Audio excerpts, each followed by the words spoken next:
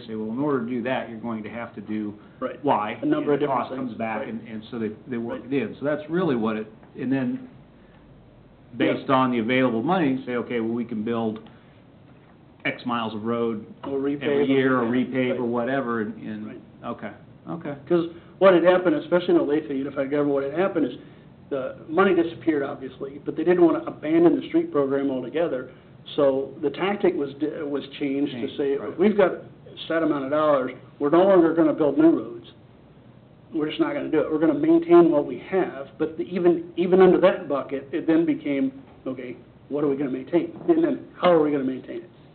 And then that became a great discussion between Public Works and the elected officials, because then that helped you guys make the decision on what those tactics look like for your city. And in different areas of town, it happened by geographical areas as well as financially. But then, yeah, it makes it, I don't know, easier is the right term, but it makes it a more clear process on how expectations then can be, established by the citizens, and then a description on how those expectations can be met, and then they can be adjusted accordingly based on what, the citizens What those are willing to, expectations look like, right, to, right.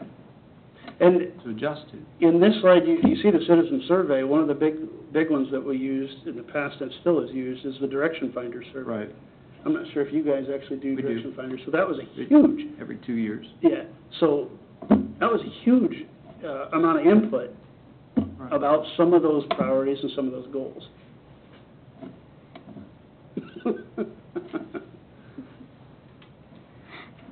But to your point, these discussions really took place beginning with, say, a department business plan, and that really wasn't a long document. In fact, we got it down to 2 pages, 1 page front and back.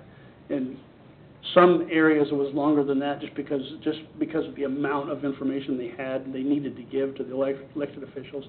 But to try to simplify it down to something, you guys don't have the time to read all that, but there's important information that you need. So what is that important information that can kick that plan off? And that was early in the year, because as a governing body, you have to set a budget by August. Well, it has to submit it by August 25th. So that was a February, March issue right there. You start that business plan, that kind of kicks off what those goals look like. One other advantage that I would see in this is that it provides a roadmap, so that if something arises mid-year, that issue can be overlaid to the goals and the outcomes, and if it meets it, great. If it doesn't, then, it can be What happened? moved to the next Right. budget cycle for Right. discussion. So it helps in the prioritization process, and, prevents, the kind of tail wagging the dog Yeah, sort of that's right.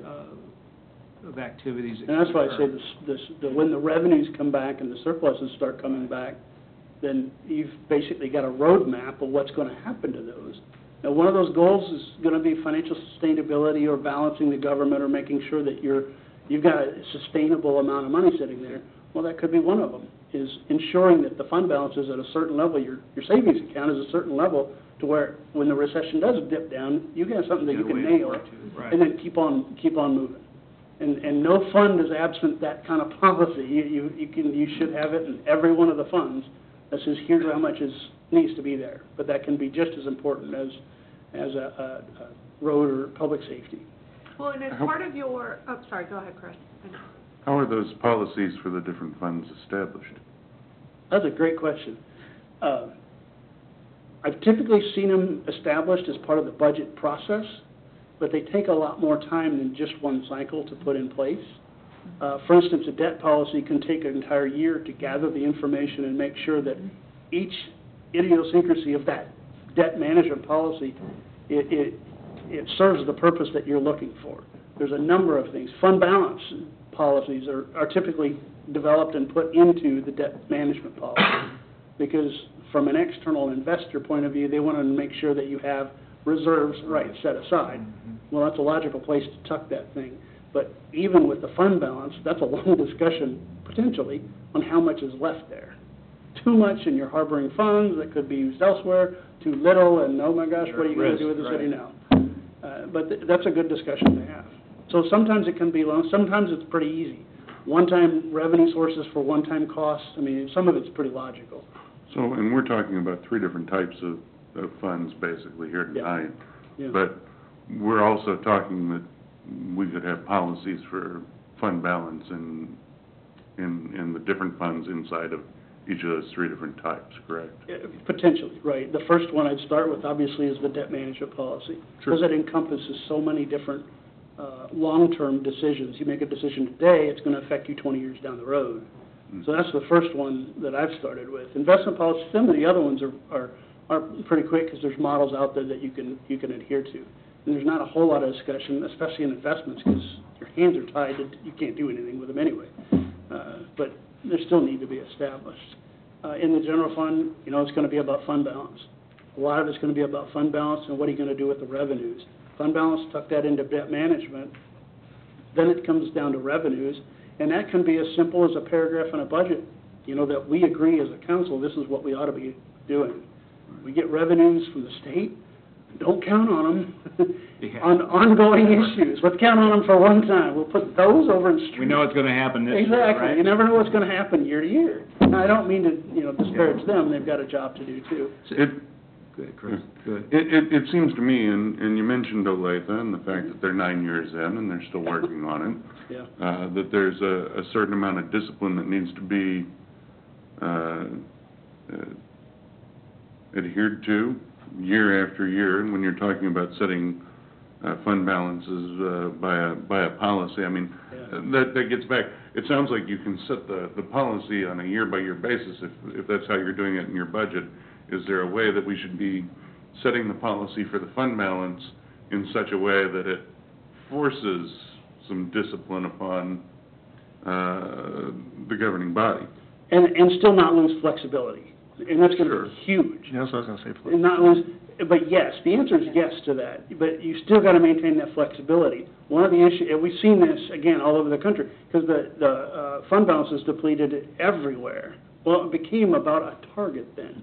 Even GFOA says that there should be a target of a minimum, and say the minimum is 15%. We've got a minimum of 15%. That's where we go, we need to add money to the fund balance. That's our first priority. Anything above that, say there's a target of 20% fund balance or 30% fund balance, that's a target. That doesn't say that you as governing body see an issue that we need to deal with now. We can set that money aside and deal with it. Because that may be a lot more important priority, whatever that might be, than a 30% fund balance. Does that make sense? Mm-hmm. Maintaining that flexibility will be incredibly important. And I've seen from rating agencies, they want to know what that minimum is, and then the second thing they want to know is it formally adopted. It can be a target, they just want to know it's formally adopted. Right. And those are the two. So if you've got a target of 35% to pick a number, it's. Which would be extremely high, but yeah. That's a policy. Right, it's a And policy adopted, decision you would have to make, and, yes. You've got a history of working toward it, whether 25% or Yes. 20% or 26 or whatever the number is. That's the key. It's not so much that you're Correct. at 35 and you maintain 35, you You don't have go a above it, history. you don't go below it.